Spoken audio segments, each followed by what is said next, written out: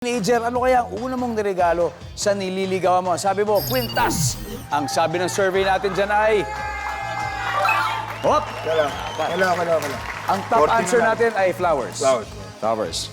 Bukod sa peso, magbigay ng unit of currency. Sabi mo, UK pound. Ang sabi ng survey natin ay...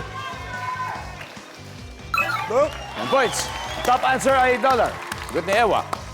27 to go. Ito, dahil mas mura, maraming bumibili na fake na. Ang sagot mo, damit. 190. 10 na lang. Kung red ang candy, ano kaya flavor nito? Ang sabi mo, cherry. 10 points to go. Mabibigay kaya ng sagot na cherry? Meron pa tayong isa. We'll see. Survey says...